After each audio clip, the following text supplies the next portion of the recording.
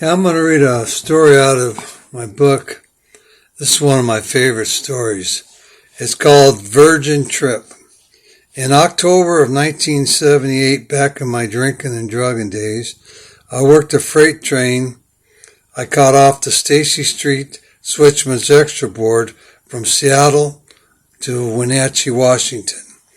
The hotel we stayed at in Wenatchee for our rest was across the street from Joe's Log Cabin, and that is where a lot of us gathered to indulge in spirits. Needless to say, I did not get a lot of rest. We were called for a mainline change early the next morning to work a train back to Seattle. At that time, the engineer pool did not line up with the trainman's pool, meaning you would go over to Wenatchee with one engineer and return to Seattle with a different one. When I showed up to the crew room, my conductor and rear brakeman were there with a very young guy, about my age. I had never seen this guy before. We got our train orders, and I learned that the new guy was a student engineer.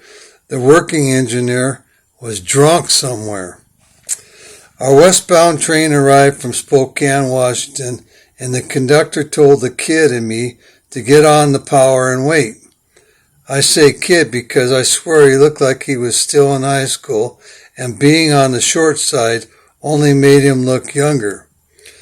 We got on the power and waited.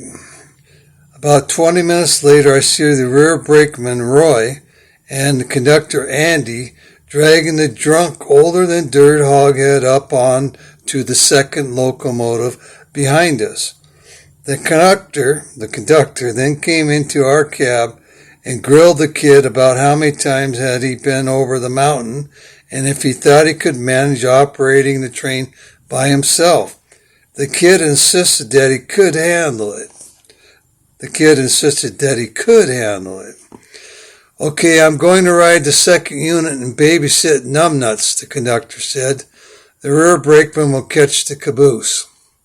The rear brakeman, using his portable radio, had the kid pull the train up a half mile or better before having us stop. We then swapped caboose crews and headed on our way. Over the course of the next 4 or 5 hours, we were to climb a 2.2 mountain grade, go through the 8-mile Cascade Tunnel, then down a 2.2 mountain grade with a long-ass freight train. This was a lot of responsibility for a kid. I remember him barely being able to see over the console, but he did a good job.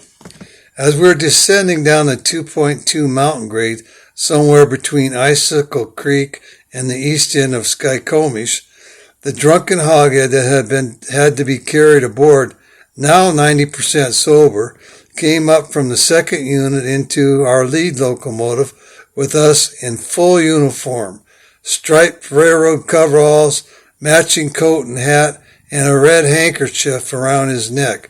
He acted as if he had done nothing wrong, took the throttle, and got us home safely. 35 years later, I was an Amtrak conductor on a passenger train headed north out of Seattle, and the kid was a Seattle Sounder train hoghead deadheading on my train. We started talking about that night. He had to fill in for the drunk hoghead, and I said, "You know what, Doug? I was with you on your Virgin Trip." We both got a laugh out of that one.